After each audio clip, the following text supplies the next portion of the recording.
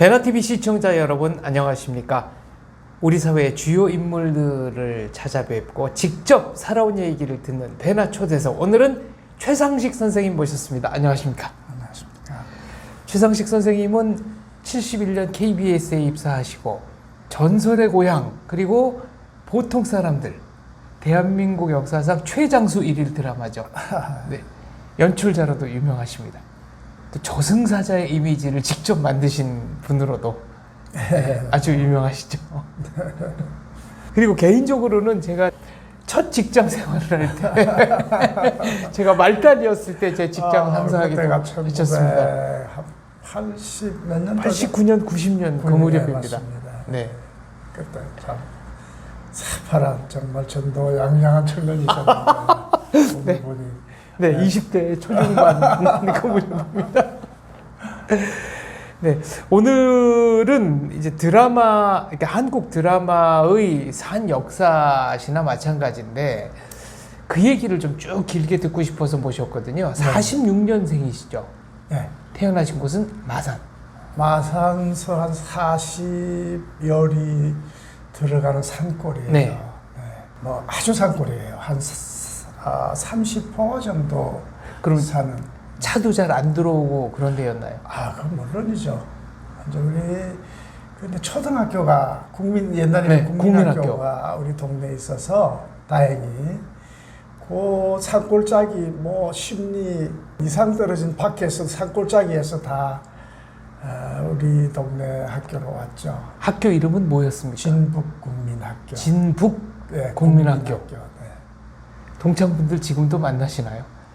예, 있다고. 만나는 사람 몇 사람 안 됩니다. 네. 뭐 과반 이상이 네. 이미 저 세상 사람이 된 것 같아요. 그러고 보니까 예전에 로케를 하러 그 지방 돌다가 잠깐 네, 여기가 내 고향 마을이야 하고 갔던 적이 있는데 네, 있어요. 그때 밭에서 무슨 토기가 나왔다고 그러지 않았었나요? 예. 그 가야금 시대 그 비살무늬 토기가 예. 그 밭을 가는데 이게 쟁기에 걸려서 나왔는데요. 깨졌어요, 많이. 아이고. 그때 깨진 거 저한테 보여주시고 그래서 제가 막 만져보고 그랬던 기억도 납니다. 이렇게 요즘 같아서 붙여서 네. 별로 많이 안 깨졌으니까 한쪽만 했을 건데 당시에는 그 가치를 몰랐어요. 그래서 우물가에 그냥 네. 늘 깨진 채로 방치했다가 한 5, 6년, 10년 정도 보이는 것 같더니 네. 산산조각이 나서 지금은 없어졌나요? 네? 지금은 사라졌습니다. 지금은 내가 그때는 우리 시골에서 아무도 몰랐죠. 네. 그래서 그냥 거기가 아마 가야 유적지이지 않았나 그렇게 싶어요. 6.25 때는 기억이 좀 나십니까? 네. 6.25 때는 뭐 한 5살 됐으니까 우리 고향 그 뒤에 서북산이라고 있었는데요. 6.25 때 가장 그 치열한 전투가 벌어졌던 네. 미군이 굉장히 많이 죽은 그런 전투입니다. 거기 산에 별명도 있지 않나요? 갓대미산이라고. 갓대미산. 그 원래 여항산인데 네. 여항산 전투가 미군 전쟁사에는 실려 있는데 우리 한국 전쟁사에는 그게 크게 안 달아줬다고요. 네. 근데 거기 전적 기념비도 있고 그렇습니다. 그런데 그 여항산이 무너지면 이 낙동강 마산으로 해서 옆구리로 이렇게 인민군들이 낙동강 방어선이 뚫리는 거니까요. 낙동강 사수를 위해서 가장 중요한 전투였고 아마 미군이 가장 많이 전사한 전투 중에 네. 한 곳입니다. 그래서 미군들이 하도 많이 죽어서 까댐 그랬는데 그게 우리말로 갓대미산이 된 거군요. 그 시골 사람들이 듣고 네. 갓대미 한 게 그냥 갓대미산이 됐죠. 지금은 갓대미산이라고 부르고 있어요. 지금은 그게 아예 통칭이 돼버렸네요. 저희들은 어릴 때 그게 뭔지 모르고 그냥 갓대미산 그랬는데 그런 그 사연이 있더군요. 피난도 가셨습니까? 피난은 저희들은 그 어릴 때 막 인민군이 내려오고 말 앞을 지나가는 것도 보고, 네. 막 인민군가 부르면서 행진하는 것도 보고, 그래도 됐죠. 그래서 미군이 이제 또 진격하면서 저희들 피난을 거제도로 갔어요. 거제도 연초면으로 가서 뭐 굉장히 힘든 시간 지나면 거기 죽었다가 살아났다 그래요. 네. 이질이 걸려서. 아이고 설사만 하시고. 완전히 죽었는데 네. 고향으로 돌아오는 배 안에서 내 이름을 부르면서 막 크게 막 고향 왔다 그러니까 눈을 떴다고 그러거든요. 그러니까 우리 시대는 죽어갈 때 크게 부르면 혼이 돌아온다는 얘기가 있어서 초혼 전설이죠. 그때 아버님하고 어머님 형제가들이 막 큰 소리로 네. 상식아 그러고 막 불렀더니 눈을 떴다고 그래요. 아 그러면 식구들도 반은 포기하고 있는 정도로 네. 위중하셨었군요. 네, 많이 죽었습니다. 네. 그 비란 시절에 식량도 부족하고 하니까 바닷가에 나와서 그 방개라 그럽니까? 네. 조그만 달랑개. 네. 그거를 이제 주로 잡아다가 삶아 먹고 버텼죠. 네. 참 힘든 생활이었죠. 지금 이제 부모님이랑 가족분 얘기가 잠깐 나왔는데 저 부모님은 어떤 일을 하셨습니까? 농사꾼이죠 뭐. 아버님이 네. 이제 돌아가시고 굉장히 어려워져서 일찍 돌아가셨다고 하셨죠. 제가 8살 때 네. 돌아가셨는데 농사가 밭은 좀 있어도 논농사가 하나도 없는 농사꾼이었으니까 뭐 아유 그러면은 어렵죠. 네 많이 어려우셨네요. 어머니가 다 지게지고 네. 뭐 쟁기질도 하고 농사를 다 지으셨고 어머님이 좀 연세가 많으셨어요. 예. 그리고 저 손위에 7살 위 형님이 중학교 졸업할 때 어머니가 돌아가셔서 네. 아버님이 돌아가셔서 바로 이제 진학을 포기하고 그때부터 전기를 잡았습니다. 중학생이. 언젠가 형님이 동네 수재였는데 그 점이 좀 한으로 남아 있다고 하셨습니다. 형님이 뭐 농사 지으면서도 책을 좋아하셔서 제가 어릴 때 초등학교 다닐 때 꼭 내가 오전 수업 끝나고 이제 집에 돌아오면은 거기서 한 10여리 떨어진 그 읍내 책방에 책을 빌려오라고 저를 보냈어요. 그래서 저도 자연스럽게 형님 때문에 책을 좋아하고 당시에 뭐 만화책, 뭐 밀림의 왕자라든지 또 김종래의 뭐 엄마 찾아 산만리 라든지 박기당 만화 이런 것을 네. 보면서 뭐 땡이 문고 네. 제가 만화가가 되려고 생각했어 어릴 때. 그래서 물론 그때는 연필도 뭐 거의 없고 종이도 없고 하니까 그 돌판에다가 네. 이거 색도를 주워다가 돌판에다가 사람 얼굴 그리고 만화 막 그 책 보면서 그리고 막 그랬는데 아버님 살아계실 때 그러니까 초등학교 아마 1학년 때인데 그 무덤 상석 있잖아요. 네. 거기다가 돌로 막 긁어서 그림 연습을 한다고 네. 해가지고 굉장히 혼났습니다. 마을 사람들이 아버님한테 그냥 막 그 항의를 하고 해서 상석에 저 돌로 긁으면 흠집이 큰일 나니까요. 나죠. 뭐 지우지도 네. 않고. 그래서 뭐 제가 아버님이 우선 아버님이셨는데 굉장히 혼날 줄 알고 네. 벌벌 떨면서 아버님 앞에 무릎을 꿇고 앉았는데 아버님이 크게 혼을 안 내시더라고요. 돌아가시기 얼마 직전이라서 그러셨는지 그러면서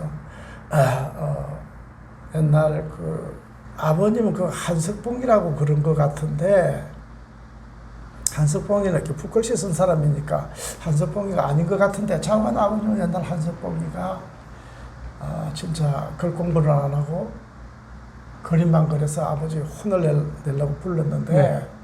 며칠을 두고 때리려니까 눈물을 툭툭 네.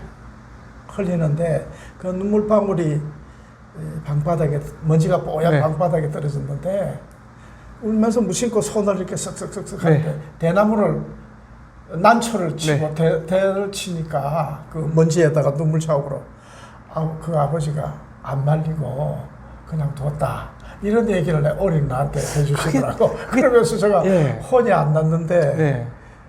그 얘기가 참 두고두고 생각이 나요.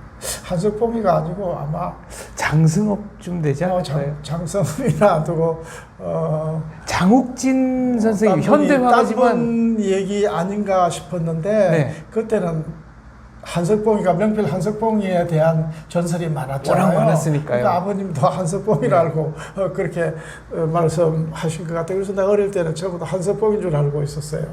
그때부터 전설에 관심이 많으셨군요. 전설에 관심이라기보다는 옛날 얘기에 너무 많은 관심을 가지고 있었고 옛날 얘기 들으면 제가 꼭 그 그림을 그려서 막 그리고 아이들한테 네. 보여주고 자랑하고 이제 그랬는데 그럼 그때부터 만화가 그때는 뭐 연출가 다 하신 거네요. 만화가가 되고 싶었어요. 네. 어릴 때. 그런데 이제 환경이 뭐 시골에서 그렇다 보니까 미술 교육을 받을 수도 없고 네. 받은 적도 없고 그냥 좋아서 그냥 혼자서 그리고 놀았던 거죠. 얘기는 어디서 들으신 겁니까? 뭐 빨래터, 우물가, 무슨 잔치집 마당 이런 데인가요? 제가 얘기를 잘 안 듣고요. 옛날 그 우리 시골에서는 그 지금 대마를 굉장히 네. 많이 재배했거든요. 그 삼배 짜는 것이 그 수입원이지 않습니까? 그렇죠. 그래서 대마를 굉장히 많이 재배했어요. 대마밭이 막 이렇게 울창하게 있는데 우리가 그 속에 들어가서 숨바꼭기도 하고 꼭질놀이도 하고 많이 했는데 그게 대마인 줄은 아무도 몰랐죠. 당시에는. 네. 누구도 몰랐죠. 그냥 그 삼배를 만들 수 있는 원료라고 생각했잖아요. 그래서 그것을 이제 그 삼을 대마를 삼이라 그랬으니까 네. 잘라다가 삶아서 껍질을 벗겨가지고 여름밤에 어떤 동네 큰 마당에 멍석을 펴놓고 동네 여인들이 쭉 앉아서 그 삼배 이렇게 껍질을 벗기고 해서 이제 실을 만드는 작업을 합니다. 그건 뭐 굉장히 힘든 작업을 밤새도록 합니다. 공동 작업이죠. 공동 작업으로 그 모깃불 펴놓고 그런데 그 일이 고되기 때문에 항상 이야기를 잘하는 리더가 있어요. 일종의 노동요가 아니라 노동화네요. 그러니까. 예, 그 중에 이제 옛날 얘기를 하면서 낄낄거리고 막 웃으면서 이렇게 일을 합니다. 그 모깃불 피워놓은 평상에 누워가지고 하여간 졸음을 쫓으면서 그 옛날 얘기를 들었어요. 어떤 때는 이제 제가 들으면 곤란한 이야기도 있어서 약하라고 들어가서 자라 그래도 19금 얘기는 그때는 자는 척하고 또 들으면서 씩 웃고 근데 그런 얘기들이 더 기억에 오래 남는 거 그게 아닌가요? 이제 여름에는 이제 그런 데서 쭉 들었고요. 네. 그래서 그 할머니들이 하는 얘기 운율이 있거든요. 사사조라 뭐 네. 삼사조라 그런 식으로 얘기를 해요 옛날에는. 판소리, 타령 이런 식으로. 그러니까 옛날에는 그 하소연 날 때도 뭐 슬픈 일이 있을 때도 네. 꼭 그 네. 넋두리조로 안일이 비슷하게 운율을 붙여서 그래서 내가 그런 데 굉장히 익숙해 있어요. 그때는 장례 치르게 되면은 네. 우는 사람이 있어줘야 된다고 그래서 삭곡꾼이라고 그럼요. 돈 받고 울어주는 사람도 예, 예, 있었던 그런 시절입니다. 그런 사람도 있었죠. 그리고 이제 동네 이제 총각들이나 또 모섬 사는 이런 남정네들이 겨울에는 농번기잖아요. 네. 주로 하는 일이 새끼 꼬는 일이에요. 그러니까 농한기에 이제 사랑방에 모여서 새끼를 꼬는. 새끼가 굉장히 중요해요. 지금 뭐 노건이나 이런 거 모든 것을 새끼로 감당했거든요. 네. 그러니까 새끼가 어마어마하게 많이 소용되죠. 쓰임새가 전방위적이었네요. 네, 그래서 그 새끼를 겨울에 전부 다 꽈가지고 막 이렇게 뭉쳐서 저장해 두는 겁니다. 그러면은 겨울 밤에는 하룻불 피워놓고 노변정답이라고 그러잖아요. 네. 하룻가에 앉아서 쫙 앉아서 이렇게 새끼 꼬면서 이렇게 새끼를 꼭 꼬르 스타일 이래가지고 엉덩이로 쭉 뽑아내고 거기서 이제 또 시시껄렁한 얘기들 합니다. 거기서 심심하니까 낄낄거리면서 그러면 저도 어린 놈이 꼭 끼어 앉아서 형들이 막 굴밤 줘도 네. 옛날 얘기를 너무 듣고 싶으니까 거기서 이제 듣고 했는데요. 제가 그 구미호 이야기라든지 이런 그 무시무시한 이야기는 주로 그 무슨 방에서 네. 듣는데요. 무슨 방에서 얘기만 하는 게 아니에요. 내기를 해요. 어떤 얘기를 합니까? 그러니까 비가 좀 부슬부슬하고 조금 네. 도깨비불도 좀 그 공동묘지에 도깨비불이 확 날아다니고 그래요. 이렇게 늘고 보면 그러면은 그 내기 공동묘지에 말뚝 박고 오게 내기를 시켜요. 비 오는 날, 쉽지 않네요. 말뚝 박으면 되게 무섭거든요. 네. 그리고 어떤 때는 말뚝 박고 오는데 누가 잡아당기는 거예요. 일부러 가서 장난치는 겁니까? 아니죠. 그러니까 잡아당기니까 옷구름 같은 걸, 네. 걸려서. 놓아주소. 그러니까 경상도는 놔서. 이렇게 해갖고 막 기질했는데 나중에 보니까 말뚝을 밟을 때 옷구름하고 같이 박아가지고 잡아당기 그런 사건도 있고 또 이제 나중에는 개구쟁이들이 그 뒤에 살짝 숨어 있다가 네. 머지 뒤에 숨어 있다가 막 귀신 울음소리에 놀래키기도 하고 혼을 빼놓고 이래서 이제 거기 말뚝 잘 받고 오면 이제 그 친구가 나한테 다 한턱씩 내야 되죠. 그래서 그런 속에서 이제 자라면서 어느 순간에 한 초등학교 한 5, 6학년 때부터 내가 이야기꾼이 되기 시작했어요. 이야기를 각색해서 동료 친구들에게 들려주는. 거기다가 네. 우리 형님들에게 만화책 막 제일 처음 내가 본 인기 있던 만화 6.25 직후에는 그 밀림의 왕자예요. 그 막 밀림의 왕자 뭐부터 해 소년 왕자 시리즈, 밀림의 왕자 시리즈, 그 다음에 이 최상번에 또 막 그 뭐 지옥 말리나 뭐 이런 거 그리던 분이 있었고, 그리고 이제 김종래, 박기당 이런 분들이 정말 스토리성이 풍부한 만화를 그렸거든요. 그게 참 매료됐죠. 김종래나 박기당 만화는 어른들이 읽어도 좋을 만화였어요. 그래서 그런 이제 것들과 시골 또 그 마당에서 또는 동네 오선방에서 들은 그런 이야기들이 저 머릿속에 입력이 되어가지고 제가 얘기를 조금씩 각색하기도 하고 만들어내기도 하고 이래서 점점 그 제가 이야기꾼으로서의 능력을 발휘해서 나중에 저희 이야기를 참 많이 알고 계신 우리 외할머니도 조차도 나한테 야 이야기 한 자로 해라 할 정도로 일종의 백과사전이 되신 거네요. 중학교, 고등학교 이렇게 가면서 그 실력이 점점 늘어서 또 제가 그냥 아무렇게나 그린 먹을 막 갈아서 펜에 찍어서 그린 만화가 동급생들한테 네. 중학교 시절, 고등학교 시절 인기를 끌기도 하고 그러다 보니 제가 자연스럽게 스토리텔러가 되었던 것 같아요. 그리고 고3 때 입시에 대입에 몰두해야 될 시간에도 국어 시간에 담임 선생이 학생들이 하품하고 심심해하면 야 최상식 나와서 연잘 얘기 한 자로 해 할 정도로. 마산고는 명문 고등학교인데 거기서도 저 얘기를 많이 하셨군요. 이제 그렇게 됐고 그 다음에 우리 마산에 제가 시골에서 마산에 와서 소위 이제 유학하고 자취 생활을 할 때 이제 교회가 있었어요. 아주 가난한 동네 구호 물자 받고 이 죽도 나눠주고 하는 그런 동네 교회가 있었는데 거기에 이제 이때부터 주일학교 선생을 했어요. 성경 말씀을 가르치는 주일학교 선생이 아니고 아이들한테 옛날 얘기해주는 게 주로 하는 주일학교 선생님인데 크리스마스 날 그 가난한 동네 아이들을 모아놓고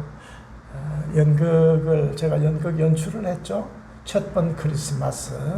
그러니까 동방 박사가 이제 왕이 난다는 소문을 듣고 이제 이렇게 별 보고 찾아오고 헤롯 왕이 뭐 네. 알고 나중에 외양간마다 뭐 아이들 숙소마다 다 죽이라고 뒤지면서 하는 네. 첫번 크리스마스라는 제목의 연극인데 그 의상은 뭐 유대 의상 같은 것은 그 구호 물자 옷 뭐 넣어온 마대 부대 같은 거로 동네 그 저 교회 학생들하고 같이 만들어 입히고 네. 그랬던 기억이 나는데 그때 굉장히 즐거웠어요.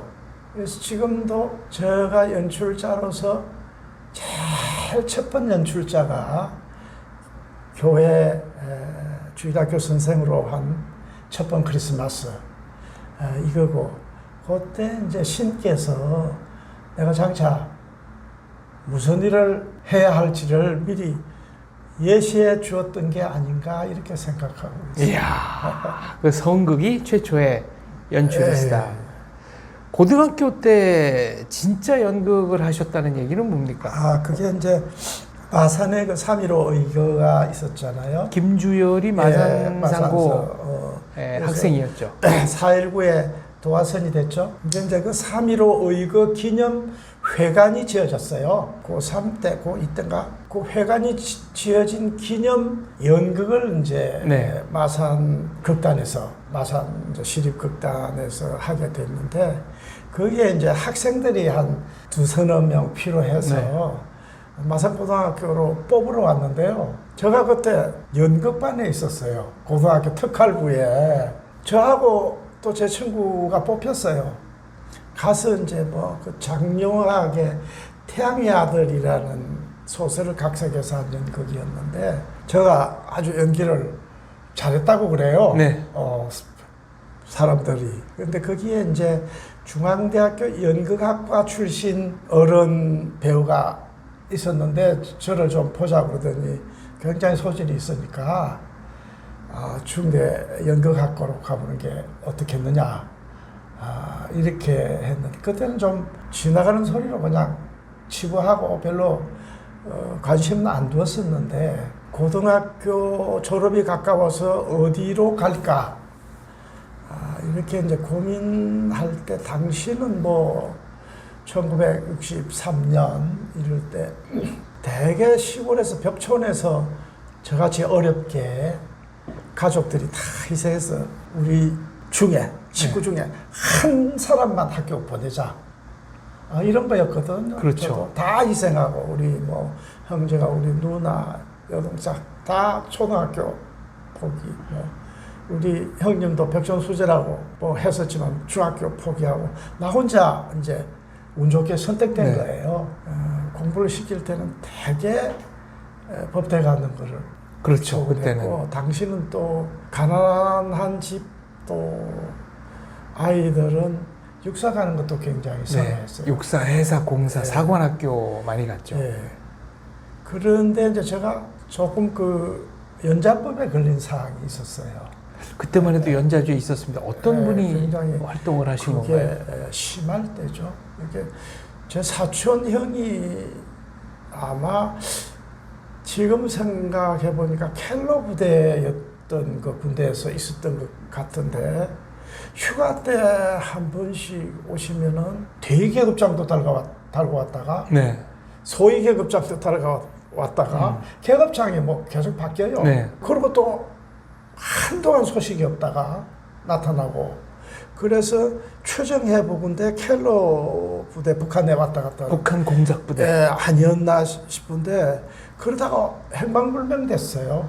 완전히 소식이 끊겼는데 지금도 나중에, 행방을 모르시고요. 파출소에 이제 경찰들이 와서 월북했다고 뭐 우리 백부님을 경찰서로 막 잡아가시고 뭐 우리도 사촌에 안 왔느냐고 추달을 받고 또 걸핏하면 경찰이 뭐 나와서 집을 지키고 이랬거든요.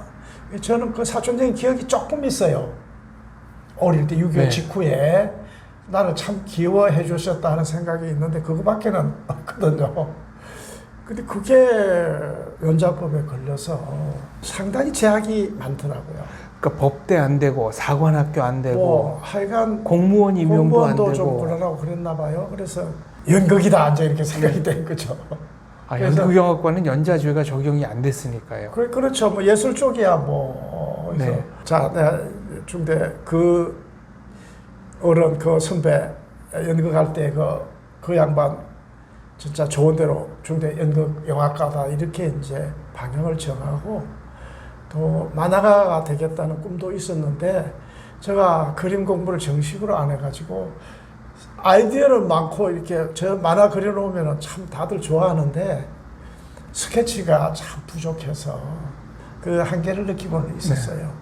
그래서 이제 뭐 과감히 중대 연극영화학과로 갔는데 당시 고3 때 저희 담임 선생님이 송성문 씨라고 나중에 성문영어로 성문종합영어의 네. 그 송성문 선생님. 네, 네. 그분이 이제 제가 중대 연극영화학과 간다니까 너 같은 학생이 어떻게 딴따라 학과에 가려고 하느냐고. 네, 그때는 연극영화과 엄청나게 반대를 네. 해서 내가 고집을 씌우고 자관 가니까 상당히 서운해하시면서 굉장히 화를 내셔서 나하고 사이가 좀 뜨악해졌어요. 네. 근데 그분이 북한에서 단신홀복한 분이거든요.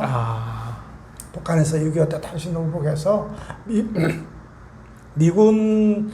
미군들이 이제 평양에 막 들어올 때 살기 위해서 미군 집차 앞에 뛰어나가서 막 아이엠 보이하고 네. 학교에서 배운 영어로 막 했더니 달랑 싫어가지고 부산까지 왔대요. 그래서 이제 그 미군들하고 생활하면서 영어를 많이 익히셨고 영어 공부를 독학으로 많이 하셔서 영어 교사 자격 시험을 쳐서 1등을 해서 우리 마산고등학교에 배정되어서 담임 선생님이 되신 거예요. 성문종합영어는 전설의 영어 교재죠. 네, 이제 그런데 그래서 그 담임 선생님하고 굉장히 뜨악해져가지고 졸업을 했죠. 하고 그게 이제 64년 때 내가 졸업했으니까 네. 79년에 구묘를 했거든요. 전설의 고향에서. 네. 근데 구묘 이제 제1편이죠. 제가 시골 무선방에서 들은 이야기를 이제 구성해서 그게 뭐 굉장히 화제였죠. 그러니까 그게 지금은 구미호 그러면은 아주 일반적으로 널리 퍼진 이미지지만 그때 한혜숙 주연의 구미호는 네. 대한민국 최초의 여우 귀신이 나온 드라마였어요. 안 본 사람이 없다고 했는데 근데 그 전까지는 구미호라는 캐릭터가 없었고 구미호라는 말 자체가 말도 없었어요. 네. 그냥 뭐 구미호 같은 뭐 니언 네. 여자 네. 비칭 욕할 때 네. 그런 거밖에는 구묘라는 게 회자되지 못했어요. 근데 그 구묘 이후에 이제 구묘가 한국 귀신계의 네. 톱 캐릭터로 그렇습니다. 완전히 좌정을 하게 네. 됐는데 하여간 그 구묘가 방송되고 난 다음 날에 전화가 왔어요.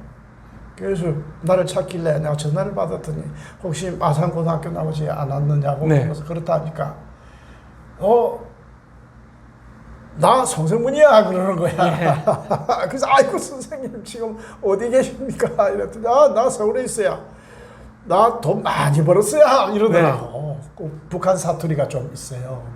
그래서 한 만나서 이제 이태원에서 만나 뵀는데 영어 강사라고 톱 영어 강사. 그렇습니다. 서울 올라오셨어. 그래서 뭐 돈을 많이 버셨다고 그러고 그 이후에 아마 성문 종합 영어는 내시지 않다. 그때 이미 내셨나 모르겠는데 그 이후에 보니까 막 성문 영어로 날리시고 네. 하더라고요. 근데 고등학교 때 항상 수업 시간에 1시간 반 먼저 학교 오라고 그래요. 그래서 우리 반 학생들한테. 네. 그래 먼저 가면 송 선생님이 항상 프린트물 나눠주고 영어 저기를 하는 거야. 영어 교재를 그때부터 만들어 주셨네요. 네. 이만큼씩 이제 그게 막 한 1년 하니까 이렇게 쌓였죠. 그게 네. 성문 영어의 기초가 되지 않았느냐. 네. 이렇게 생각이 되어요. 학생들을 그것도 모든 반원들을 일찍 나오라고 해서 가르치셨다면 열정이 대단하셨네요. 열정적으로 가르쳤는데 그 아마 그 자기 원고를 아마 그때부터 정리를 하면서 우리한테 시험을 해보셨던 것 같아. 얼마나 통하는지. 이야, 성문 종합 영어는 뭐 저희 때는 안 본 사람이 없다는, 전국에 있는 모든 고등학생들이 다 한 권씩은 사야 하는 그런 교재였습니다. 그렇게 유명해 주셨더라고요. 네. 근데 우리는 그분이 그렇게 영어를 잘 가르치시는 줄은 당시에는 몰랐죠, 뭐. 다 세월이 지나면 진가가 드러나는 거 아니겠습니까? 그때는 몰랐어요, 진짜. 중앙대학교는 64학번으로 들어가신 건가요? 그렇죠, 예. 중앙대학교는 그때 대한민국 유일의 연극영화과였고, 아니요, 동국대학교가 있었어요. 아 그때는 생겼었나요? 네. 최초는 이제 중대고, 중대고. 그 동대가 1년 생겼고. 후에 동대가 생겼고. 그리고 지금 서울예술대학의 전신인 네, 서라벌예대는 한국연극학교. 그 전부터 있었고. 네. 연극학교 연극학교 2년제죠. 네. 4년제는데 중대가 제일 예. 먼저고. 동급생은 누구누구가 있습니까?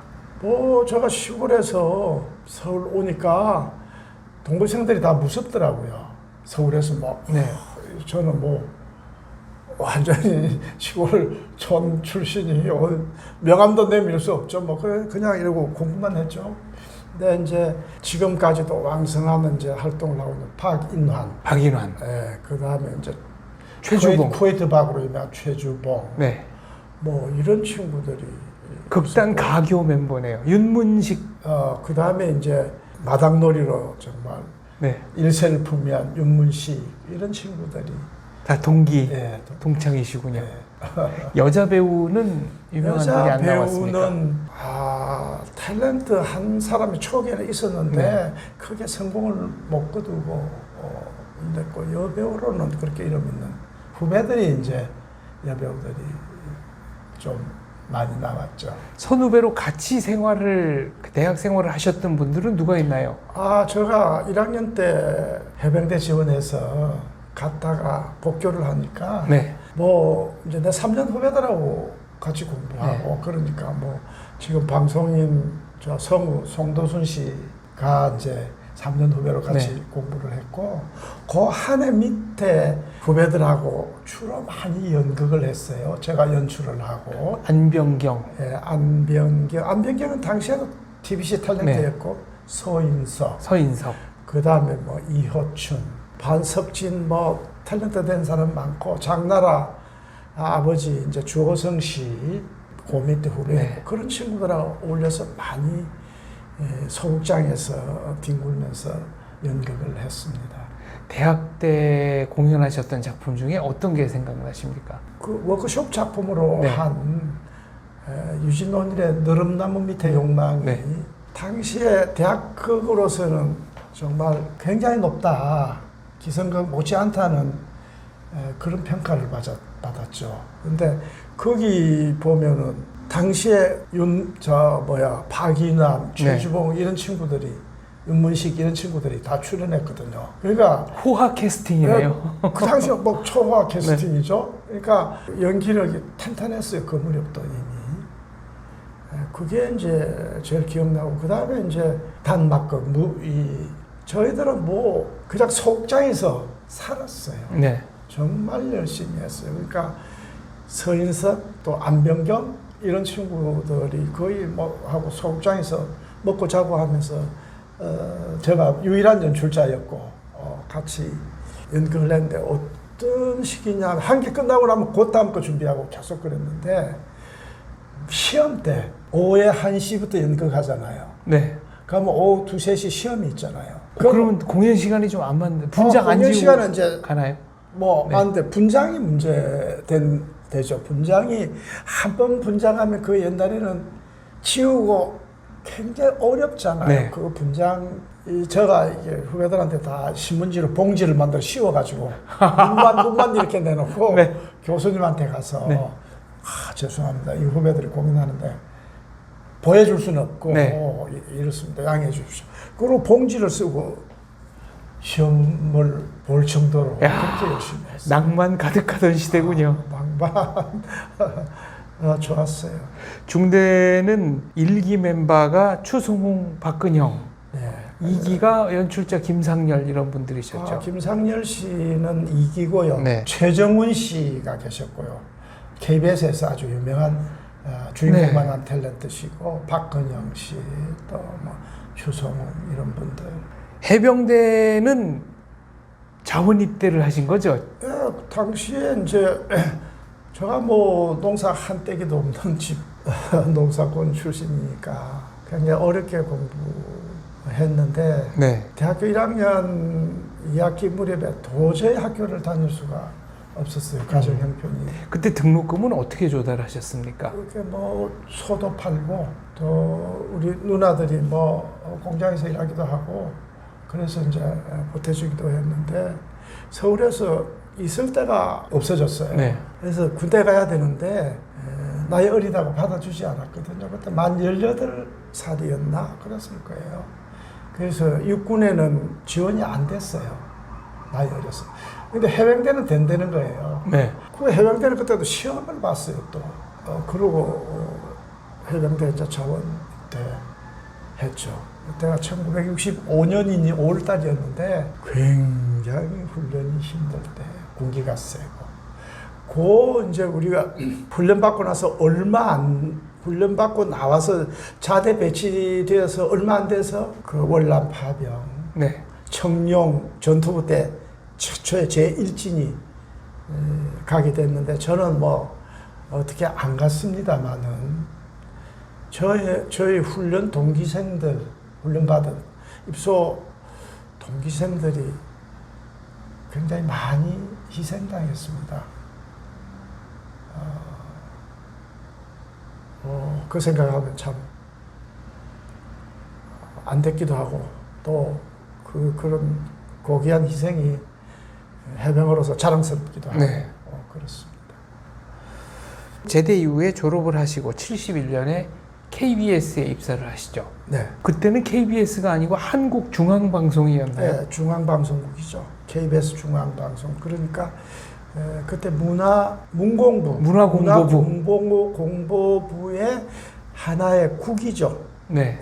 그러니까 문화공보부의 국장이 KBS 맘초죠. 그때 문공부 장관이 간부들은 네. 다 그 공무원이었고요. 공무원이고. 방송국 입사는 어떤 계기가 있으셨습니까? 왜 가야 되겠다고 생각하셨는지요? 저는 대학에서 주로 연극 연출을 했잖아요. 후배들 데리고.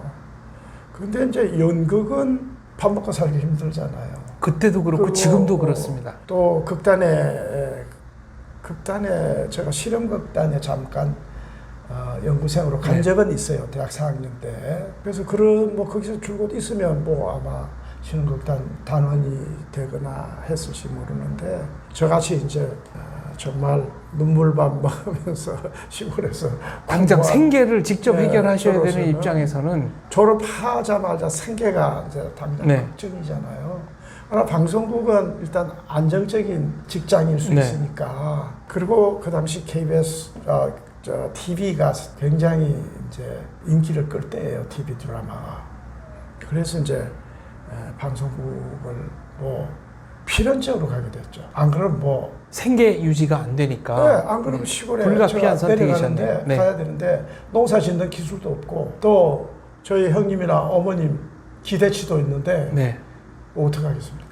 그래도 KBS 입사를 하면은 공무원이 되는 거니까 그거는 어느 정도 가족의 기대치를 충족시키는 그때는 공무원이 거예요. 되는 줄 모르고 네. 드라마 PD가 된다. 또 그 당시는 PD는 왕이다. 이런 말들이 있었잖아요. 시험을 쳤는데 입사하고 보니까 공무원도 못 됐어요. 임시직이더라고요. 네. 저희들이. 그래서 그 당시 임시직 공무원 구청이나 동해 임시직 있잖아요. 네. 그 월급을 받았어요. 8,000원. 왜 그러느냐 하면은 문화공보부에 공무원 티오가 있는 거예요. 그때는 아마 공무원 제일 말단이 5급 공무원이었을 네. 거예요. 지금은 9급입니까? 지금은 9급이요. 예, 5급 말단 공무원인데 5급 공무원 티오가 비어야 우리 뽑은 사람도 올려주는 거예요. 그러니까 미리 들어온 우리 선배도 티오를 못 받은 사람들이 수두룩해요.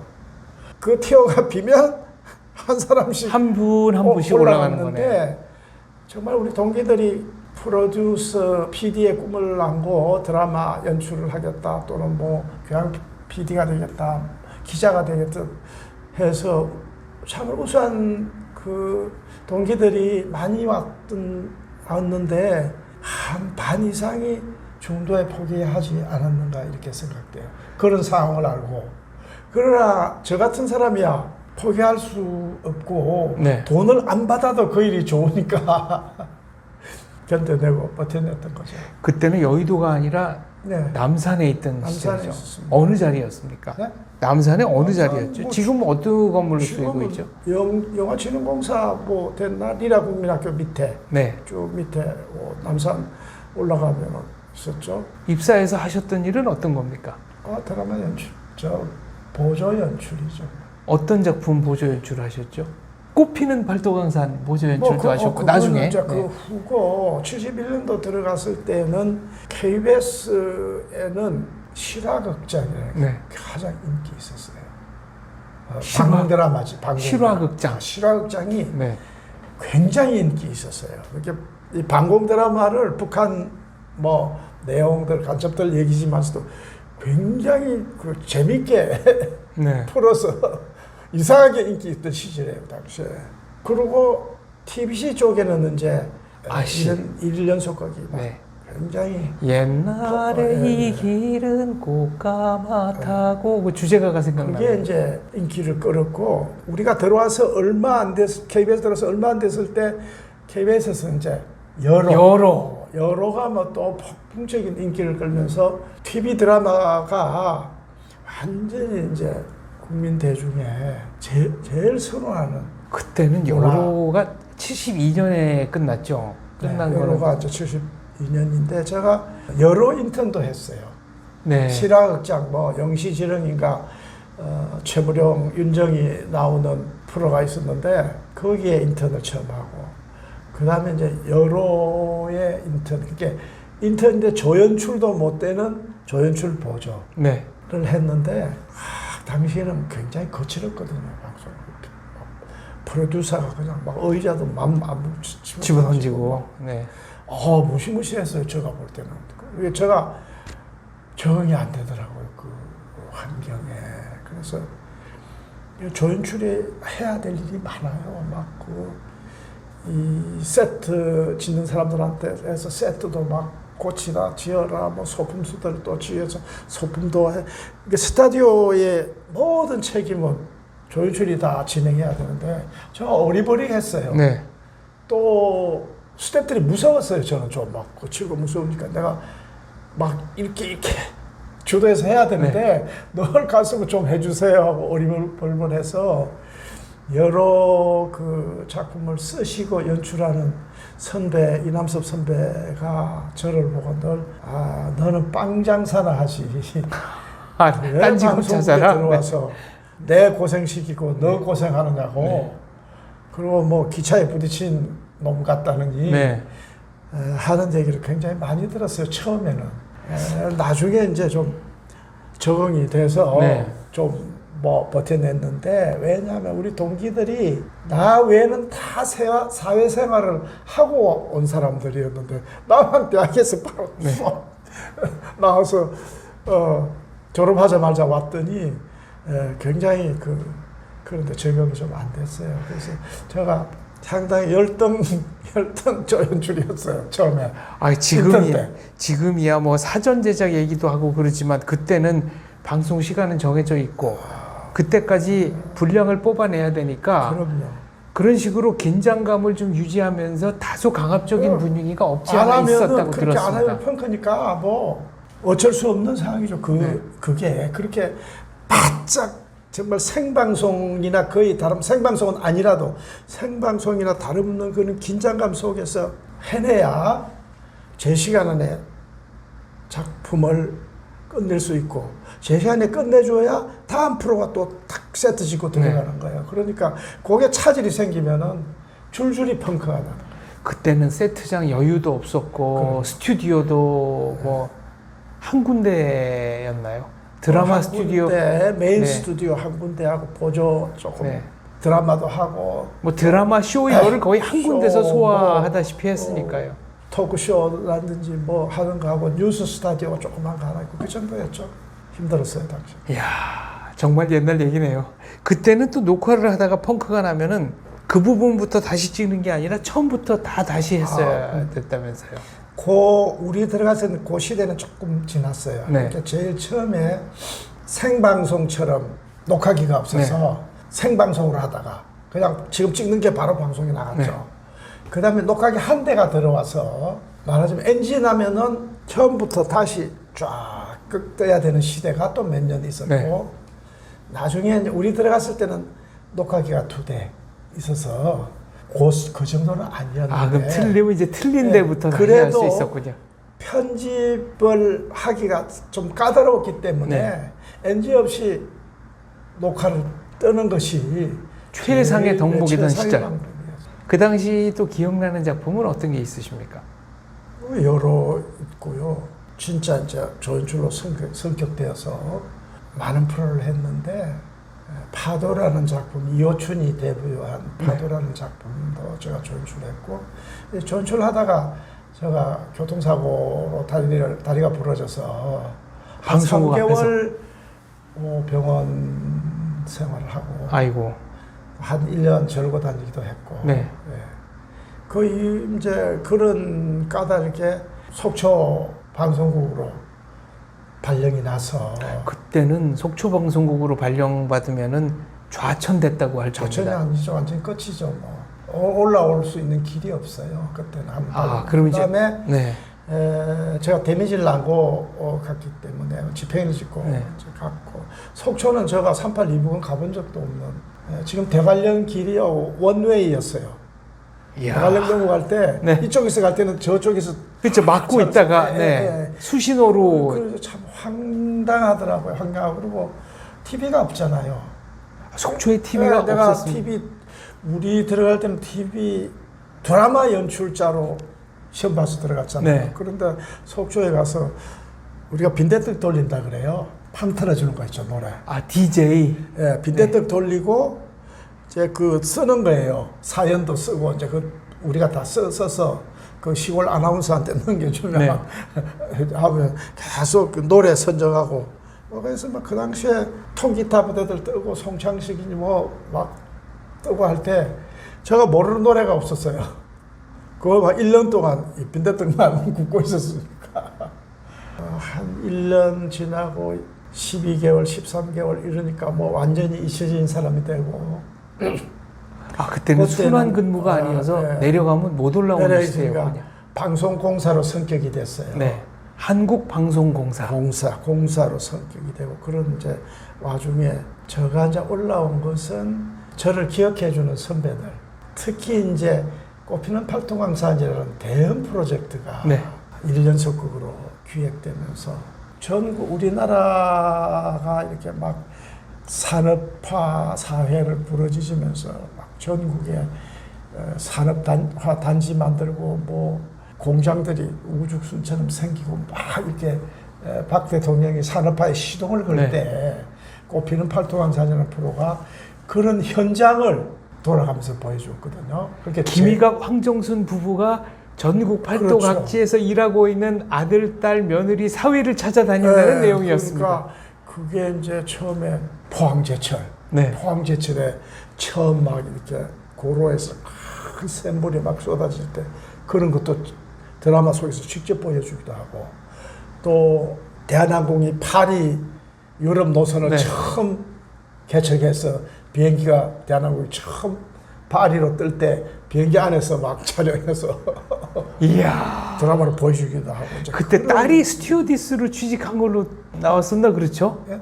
그 딸, 예. 김희갑 황정순 그 두 분의 그 한혜숙 씨가 스튜어디스로 네. 해서 비행기 타고 가면서 직접 그 김희갑 황정순도 타고 그 타고 있던 승객들한테 직접 서빙도 했습니까? 외교부 장관인가 무슨 장관 직접 막 안에서 네. 출연도 인터뷰도 하고 해서 이제 그 역사적인 방송을 하기도 한 프로그램인데 그게 이제 1연속극 사상 처음으로 야외 녹화기를 들고 나가서 야외에서 찍을 수밖에 없잖아요. 스튜디오에서 그렇죠. 안 되잖아요. 전국 산업화 현장을 돌아다녀야 되니까 조연출이 한 사람 가지고 안 되겠다. 야외 커버하는 사람, 또 스타디오 녹화도 해야 되니까 스타디오 커버하는 조연출. 네. 그래서 내가 필요하다. 이렇게 이제 그 김수동 감독님이 이제 주장해서 저를 적극적으로 올려야 된다 해서 오게 됐죠. 김수동 선생님은 저 일제 때 연극 운동하던 김을한 연극이 선생님, 아니고요. 언론인, 기자. 네.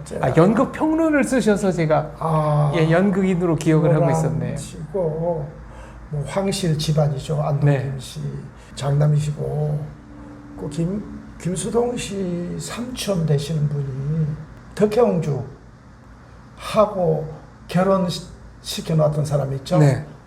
고종 황제가 일본에 정작 결혼 당할까 봐서 미리 네. 시켜놓던 분이고, 또 김수동 씨 어머님이, 이야기가 사이드로 좀 갑니다만 네. 김수동 씨 어머님이 덕혜옹주하고 유치원 동창이에요. 어휴, 이거 이게 어마어마하네요. 고종 황제가 그 네. 늦게 난 네, 딸이 그렇게 너무 이뻐했다는. 이뻐가지고 유치원을 만든 네. 거예요, 궁 안에. 그래서 거기에 유치원 동기인데, 덕혜옹주가 일본에서 정신병원에도 가고 그랬잖아요. 네. 그 정신의 충격 때문에. 그리고 해방후에도 못 돌아가고 있었는데, 이제 김을한 씨가 그 이제 김수동 씨 아버님이 찾아내가지고 일본에 박 대통령한테 청원을 해가지고 네. 한국으로 귀환하게 됐어요. 그래서 이제 여기 어디입니까? 그 궁에 낙선제. 낙선- 네. 왔을 창덕궁의 때 낙선제. 김수동 씨 어머님이 김수동 씨를 데리고, 네. 야 수동아, 저 아씨 뵈러 가자, 아씨마님 뵈러 가자 해서 갔대요. 네. 그 이제 돌아왔잖아요. 덕혜옹주가 있는데, 아씨마님 저 누구예요? 이래도 못 알아보더라. 그때 이미 못 알아보는 상태예요. 많이 이제 네, 연로하시고. 그런 얘기 들었어요. 네. 뭐 얘기가 옆길로 많이 생겨갔네요. 꽃피는 탈도강사는 나중에 중국에서도 리메이크 한다고 예, 한국 제작진 다 데려가고 그러지 않았습니까? 그렇죠. 그 이제 중국에서 대본을 사갔죠. 네. 그 방송 대본을. 뭐 정말 화제였습니다. 그리고 네. 에피소드가 많은데, 속초가 무대가 나오거든요. 네. 속초가 그 속초 사위가 박근영 씨가 상위 군인이고, 네.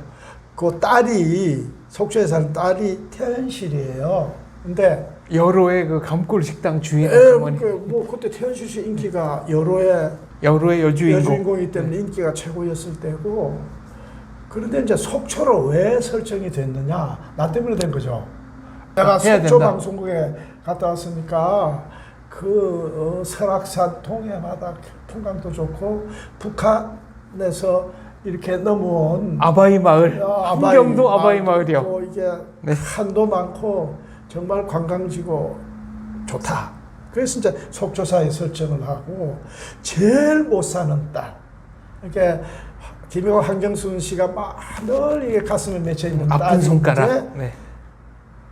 태연실 씨고, 그래서 그 어디다 어느 공간에 너 말하자면 있게 하는 게 좋냐 해서, 나 속초 방송국 1년 있으면서 우울할 때는 늘 찾아가던 그 청초호 앞에 그 횟집이 있어요. 오징어 물에 네. 오징어 회 파는 그 집을 이제 설정했죠. 이게 박근영하고 태실 씨가 영세 횟집 오징어 이렇게 막 네. 묻혀서 주는 횟집을 운영하는 걸로. 내 단골이었거든. 거기가 그 집에 이제 딱 갔는데 인기가 팔도강 중에 아마 거의 최고일 정도로 너무 아프고, 네. 또 저 박근영 씨는 상위 용사고. 근데 마침 이제 그게 방송되면서 속초가 막 설악산 속초가 떴어요. 그리고 청초호에는 옛날에 청초에 넘어 조그만 섬이 있거든요. 네, 바위섬 하나 있죠. 거기가 이 북에서 넘어온 소위 산발 따라지라는 분들이 사는 곳이고, 거기 가려면 왜 배가 이렇게 뗏목 같은 배가 있는데 막 잡아 당기가지고. 네, 그걸 준악선이라고 그러든가. 네, 뭐, 그래서 그게 나중에 가을 동화할 때도 그 장소가 굉장히 나와서 인기가 있었는데, 하여간 그 앞이거든요. 근데 그 영세 횟집이죠. 아주 작아봐. 네. 그 횟집이 뜬 거예요. 그 횟집이 아마 드라마로 이제 뜬 최초의 장소인데, 그리고 그때는 방송국이 몇 개 없을 때라 네. TV 드라마의 위력이 어마어마했습니다. 뭐 그리고 꽃피는 팔도강산은 뭐 국민 드라마였으니까요. 이게 이제 거기 관광 붐이 좀 우리 국민 생활이 조금 올라가면서 관광 붐이 일었단 말이에요. 이 관광이 그때는 어디냐? 설악산 이거였죠. 제주도는 좀 그때까지도 외국 가는 것만큼 어려웠고 비행기 값이 비싸니까 가기 쉽지 않았고요. 설악산이 뭐 막 단체 관광 네. 오고 하면서 설악산 갔다가 꼭 꽃피는 팔도강산 횟집에 들리는 게 네. 돼버렸어요. 이게 그 횟집이 이제 팔도강산 횟집이라고 간판을 딱 붙이고. 지금도 있지 않나요? 지금은 내 가보니까 거기가 완전히 변해버려서 부둣가가 막 못 네. 찾겠더라고요. 뭐 찾아보면 있을지 모르는데 완전히 변해버렸어요. 한동안 거기 사장님이랑 좀 교분이 네, 있지 네. 않으셨어요? 그렇죠, 드라마 나가고도 그때는. 수십 년 동안. 네. 그런데 떠가지고 부자가 된 거예요. 그 횟집 주인이 막 부자가 된 거예요. 그리고 이제 제가 그 방송 끝나고도 한 번씩 수년 만에 한 번씩 속초 가면 꼭 그 횟집에 들리거든요. 네. 오징어 회 먹고 싶어서 들고 그 아줌마가 그분도 38 딸아저씨인데 꼭 은인 오셨다고 회 한 접시 소주 한 병 딱 네. 줘요. 서비스로. 그런데 이제 또 세월이 많이 지났어요. 한 네. 10년 됐나? 갔더니 그 아줌마가 시큰둥해요. 네. 아주머님이. 왜 그래서 무슨 내가, 일이 있었던 겁니까? 아주머님 나 모르겠어요. 이러니까 왜 말라요? 이러는 거라. 그런데 뭐 이게 예, 왜 이렇게 분위기가 좀 월매 네. 이도령 보듯이 네.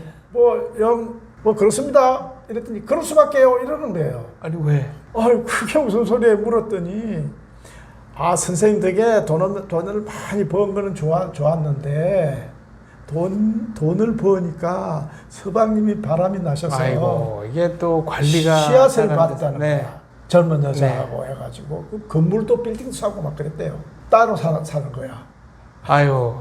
이렇게 막 돈이 뭐 왼수라고 하면서 한숨을 쉬는데 야 이게 세웅지마라더니 이런 일도 있구나 싶더라고. 네. 꽃피는 팔도강산에 포항제철에 근무하던 아들이 문호장. 돌아가셨죠. 네. 그 부인이 윤 누구예요? 아이고 왜 갑자기 윤미라, 윤정희. 아니야 요새 나이가 깜빡깜빡한 네. 오지명 씨 부인. 오지명 씨란다. 오현경 씨. 네. 그분도 윤소정. 윤소정 선생님, 네, 연극 윤소정 배우. 선생님도 돌아가셨죠. 네. 둘다. 근데 이제 속초에서는 또 나도 속초에 촬영 가면 신나죠. 완전히 1년간 유배 속초 바다를 생활. 누볐으니까 유배 생활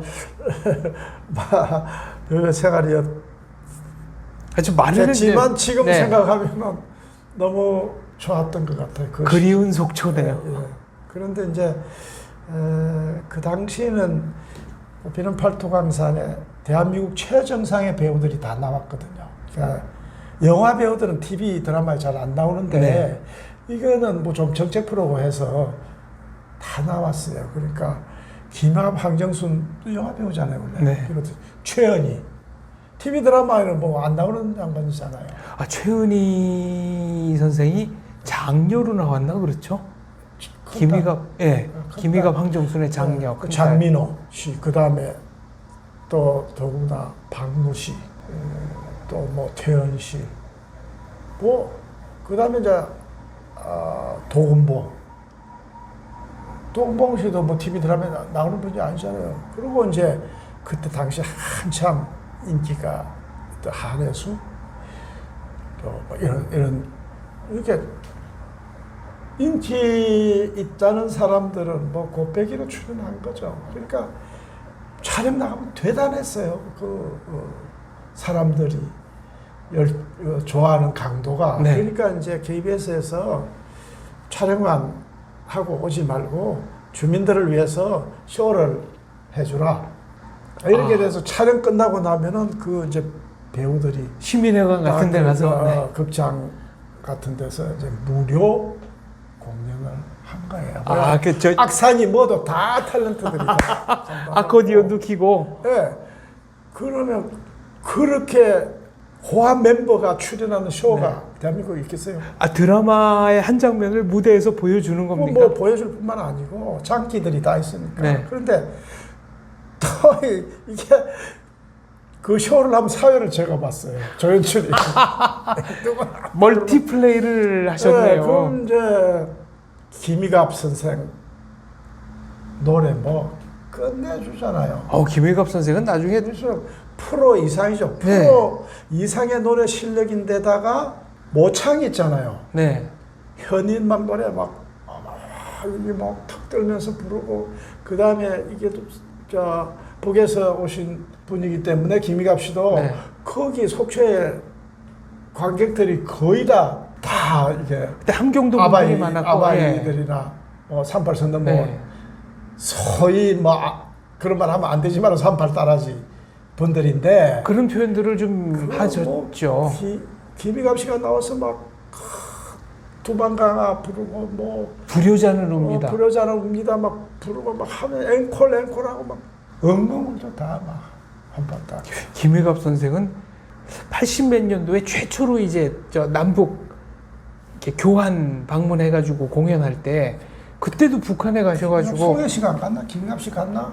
가셔서 그때 불효자는 옵니다 부르셨습니다. 그거 송혜 선생도 가시고 그런데 나훈아 송혜 씨도 노래 잘하지만 네. 김희갑 씨 노래는 울렸다가 웃겼다가 대단한데 그냥 막 전부 다 그냥 펑펑 울어요 관객들이 다 이 고향을 북에 두고 온 사람 공감하잖아요. 그러고 나면 이제 황정선 선생이 가서 이제 시낭송하고 네.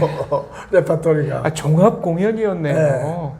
그러면 이제 뭐 최현희 씨하고 나와서 팔도강산 저 도건봉 씨가 네. 한 장면 촌극하고 그리고 이제 가장 김희갑 씨 다음으로 인기 있던 사람이 태현실 씨예요. 태현실 씨 노래하면 조용해져요. 그 18번이 눈이 내리는데 내리는데 산에도 들에도 내리는데 네. 네. 그리고 이제 뭐 민지환이 저 맨발의 청춘 이렇게 이제 가면 그냥 극장안이 떠나가죠. 그리고 맨 나중에 다 같이 꽃피는 팔도강산 노래 합창하고 네.